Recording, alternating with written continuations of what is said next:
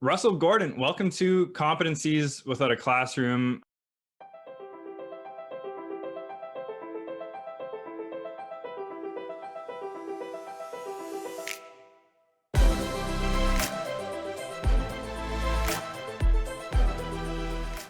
I'm super excited that you're here. You and I have had the chance to get to know each other a little bit over the past few months. So I'm really excited that our listeners are going to as well. Before we get into who you are, Russell, and all the amazing stuff you're doing in your classroom, I'm going to start this episode with the most important question. It's the question that really is going to help set a tone for the rest of the interview. And quite frankly, is the question that our listeners want an answer to.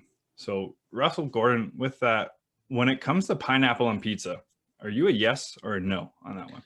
Oh, a yes, for sure. Okay. I know That's it's a great. controversial, but a yes.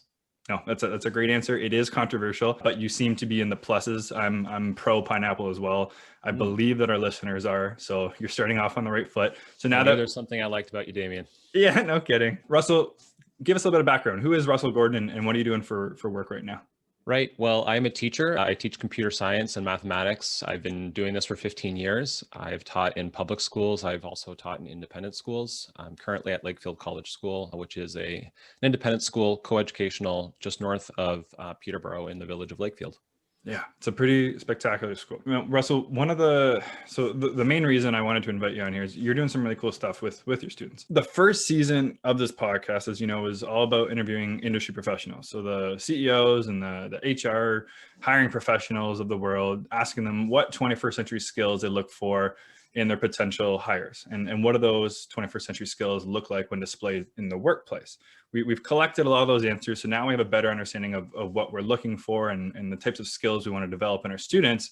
With season 2, what we're trying to do is we're trying to amplify the voice of the educator in sharing stories about how teachers are doing an amazing job of developing those skills in their students, because there are tons of stories. I'm very privileged to be able to work with so many teachers across North America, and I hear those stories. Our team hears those stories, but oftentimes they're siloed. So we're trying to use this season 2 of the podcast to share those stories externally. So with that, Russell, when it comes to your classroom, what's one example, something you do with your students, something that a teacher listening to this can borrow, steal, and bring back to the classroom as it relates to developing one of these core competencies, one of these 21st century skills in your students?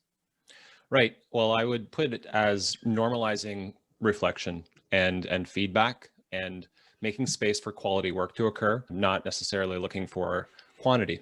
And that requires being selective, perhaps, about what overall expectations you're addressing and for how long. But I ask students 2 questions, and Spaces has really helped me make this something that's feasible and manageable for the students and for me. And each day I just ask them to write a response to question 1. What did I learn or make progress upon today? And question 2, what do I have questions about? What am I struggling with? And yeah, those are the 2 questions. Yeah. And I would say the conversations that I've had with the students asynchronously, sometimes this year in the pandemic, working remotely, but we continue doing it when we're meeting in person, when we've been lucky enough to be able to do that. Mm-hmm. And the depth of thought that I'm hearing from students that doesn't always happen in person when they're in front of their peers is pretty incredible.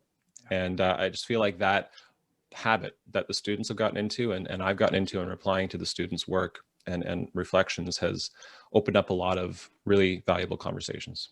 Yeah, no kidding. So let's get a little more granular. I love that so much, Russell. It's so simple, but it has so many benefits, as you just alluded to. But let's imagine, so I'm a teacher listening to this. It sounds wonderful, but now I'm putting myself in the shoes of a student. And I can imagine that students who are new to your class, if this isn't consistent across every class at the school, if this is a new exercise for them, there's probably some questions being like, well, what do you want from my answers, Mr. Gordon? What do you mean? What did I learn? Like what are you looking for from those answers? Sure. So I guess I have the good fortune of being at the moment teaching computer studies, which is a curriculum that I think lends itself really well to students learning. I would suggest learning by doing, which may be a bit trite, but you can make any course organized around tests and secrets. But I think if you take those evaluations away and evaluate students based on process as much as product, in at least in computer studies, you're seeing a course now that is actually more true to Ontario's secondary school computer studies curriculum, but I think it will apply for nearly any grade level and subject, is just tell students, what are the learning goals? What are we trying to achieve? I've taken the Ontario curriculum overall expectations and reworded them slightly so that they're perhaps more digestible by students and parents. From day one, those learning goals are listed for the students and referred to on a regular basis. And students have gotten into the habit over time, it takes time for sure, of when they're replying on those posts is just saying, yeah, I think I've got some stuff that's really good for learning goal 1, being able to debug logical errors, and here's why. So that I think is key, is students need to know what are they trying to show evidence of. That must be so cool to hear statements like that from the student for them, proactively now getting to the point where they can say, hey, I think I have a really good piece of evidence for this, right? And I've heard a lot more teachers doing that, kind of simplifying the standards and kid-friendly language and being very proactive, saying, this is what we're learning today and this is why, and here's the standard that's working towards, right? So yeah, it's a fantastic example, and it's so simple and so repeatable and scalable that I hope it continues as a trend in the classroom. Sure. So Russell, let's change gears and let's do some rapid fire questions for you. Congratulations. You've been promoted. You're now the superintendent of school board for the next 10 minutes. Right. And you've been tasked with deciding one of these competencies. So you have to pick one of these 21st century skills that you want all of your graduating grade 12 students to be able to showcase evidence of in a portfolio in order to graduate. Right. What is that skill? I think I would have to go with creativity. We want students to be able to think about a scenario, look at a problem, and be able to come up with possible ideas about how to address that issue, and asking students to be able to solve within a high school or a elementary class one of the world's big problems is maybe a stretch, but to have students look at something and be able to say, all right, well, I may not know right now how to solve this, but I've got a set of skills that I've learned. I've got a set of problem solving steps that I can follow. I can gather information. I can compare the information that I've collected. I can talk to my peers. I can talk to the people that we're trying to help solve this problem for, and just be comfortable with the process of taking some steps, getting some feedback, looking at how far we progressed against a solution, and then taking another step. I guess being comfortable with being uncertain. We've trained students, we are guilty. I think I'm certainly guilty of this earlier in my career, in particular as a math teacher, perhaps students understanding that, for example, math is a series of steps. It's just following a recipe. And that's not really what mathematics is. Mathematics is really a creative endeavor. So we want to have students be able to be comfortable with being uncertain.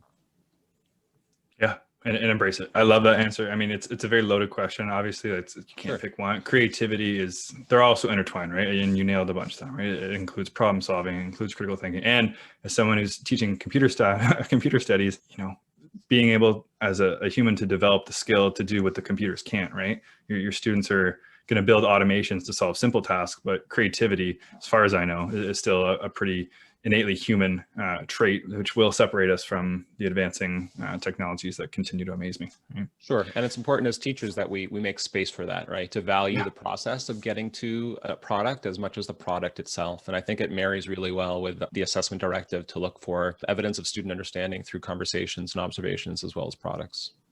100%, man. Russell, what's a life skill that you weren't taught in high school, but maybe that you wish that you were?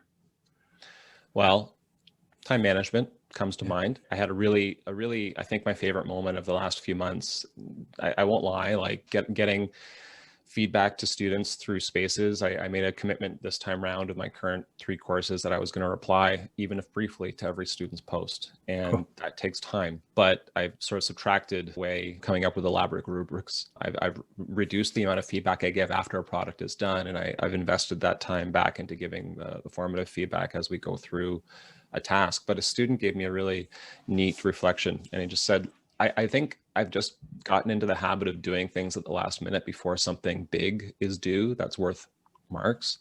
And your requirement that I post in my portfolio each day has required me to sort of be more of a long distance runner as opposed to a sprinter. And that's been hard for me, but I feel like it's helped me develop those time management skills and the idea of attacking a problem a little bit each day, as opposed to, rushing at the end. And so if I can help my students develop those time management skills through just the structure that we create in the class as a teacher, if I can do that, if others can do that, then I think we're doing students a big service. Oh, that's such an amazing answer, Russell. Yeah, time management is something that everybody, adults, still grapple with, right? Like, For sure. I don't think I was intentionally taught that either in high school. So to be able to get your students to build this habit of daily reflection and realize that on their own, that's the dream. So Russell, you have a billboard. It's in a very populated area, so everyone's going to see this billboard. You can write one thing on it. What does it say? Kindness. I'm channeling Ron Berger a little bit. For whatever reason, a little book that he wrote called An Ethic of Excellence really connected with me when I was early in my teaching career. He was a teacher. He is a teacher in the United States and had a part-time sort of summer thing as a carpenter. That was his side gig. And he wrote this book where he just talked about encouraging students to be able to critique each other's work, to be concise when they do that, to be specific, but most importantly, to be kind. And if you haven't seen it, or if your viewers haven't seen it, just look up Austin's Butterfly. Ron Berger, Berger. Yeah. It's 4 minutes of a video that I show it to students and they immediately get it. And that's actually what I use to preface how to give feedback in my classes before we actually start doing it. It's a really cool little video. Thank you for that. Yeah, we'll link to that and the book in the show notes. I'm excited to check it out. Russell, did you have a favorite class in high school? I have a favorite class in high school. Sure. Yeah, I had OAC politics, and teacher in that class said the only homework you need to do is read the newspaper, multiple newspapers, ideally each night, and come back. Mr. Lovell said, come on back to class and be ready to talk about what you read in the newspaper. That was it. And it was a class that was just a lot of fun because it felt like we were being asked to think as adults, not that we're being evaluated by, ticking boxes on a checklist. Yeah, no kidding. And talk about student agency and choice, right? You're picking up the newspaper, you're deciding what to read. And then was the idea just to have a conversation about it, or was it to practice debate, or maybe a little bit of both? I think it was a little bit of both. Yeah, I would imagine this would have been in the mid '90s before it was written up in our curriculum guidelines in Ontario. But I would imagine Mr. Lovell was doing a lot of assessment by observation, and he could tell who had read and who was informed, and we all had a chance to participate and talk. And it was a space where it wasn't like, okay, we're going to be evaluating you and here's a rubric for how you should contribute. There was none of that. It was just, let's have conversations and we'll learn through conversation. So it was almost a Harkness style class before I had even heard that term later on in my life as a teacher. But it was a lot of fun, and it made us feel like adults. It's a class that I would really enjoy. Yeah. Speaking of reading, Russell, what's a book that you read, and maybe you just mentioned it with Ron Burgers, but what's a book that you've read that has had such an impact on you that you wish maybe you would have read it before you were 18? Sure. I mean, before I was 18, I guess, boy, I think as a teacher, that book, An Ethic of Excellence by Ron Berger was good. I love it. First of all, because when you look at it, it's not too intimidating. It's only about this thick. But I'll just say that book, even if you aren't a teacher, you're reading that. I think his whole thing is all about trying to make your classes not just about critique and feedback, but about doing meaningful work and understanding that, if you organize your students in a science class to do one of the examples from the book was doing water testing of people's backyard wells in a county that had problems with water quality, and building a whole year-long project around helping this township get a handle on their water quality situation. And this is elementary school kids who are doing this. The project's facilitated by the teacher, but the students are figuring out what to do. Like, I think if I had read a book like that before I was 18, I might have had a better feel for what it means to actually do something that's meaningful. And I'm sorry, I mean, I've done this myself many times as a teacher. I've given many of them, but meaningful work really is not scoring highly on a test. Lots of people are going to be doing that. But if I could have been contributing to a project like that when I was in school, that would have been really compelling. And if we had more of that happening, I feel like it's a bit general to say, but we'd be in a better place worldwide. I agree with you, man. I've come to learn recently from having all these conversations that the two biggest thing that I'm going to advocate a lot more moving forward is diversity of exposure, just introducing new things to students all the time to figure out kind of what lights them up. And then when possible, allow them to solve real world problems where there isn't an answer in the back of the textbook, right? So exactly. That's a great answer. Okay, Russell, let's finish off with a magic wand question. So you got a magic wand. You can change one thing about the education system as it is today, what do you change on? I would love to have an education system that understands the context that all of the students that are part of our education system come from, and create an education system that values students of all ethnicities, of all genders, and really understands what it means to be inclusive of all students and their experience. It's a fantastic note to end us on, Russell. So thank you. Where can our listeners go to learn a bit more about you and what you're up to? Well, it's not much. It's just a little website where I post things that I think might be useful to other people, or if I'm being truthful, just things that I don't want to forget myself. So I write them up. So that would be my website, russellgordon.ca, russellgordon.ca. Yeah, we'll link to that and your Twitter handle in the show notes as well. So Russell Gordon, thank you for making time this morning for a wonderful chat, and hope you have a fantastic day. Thank you, Damien. You as well.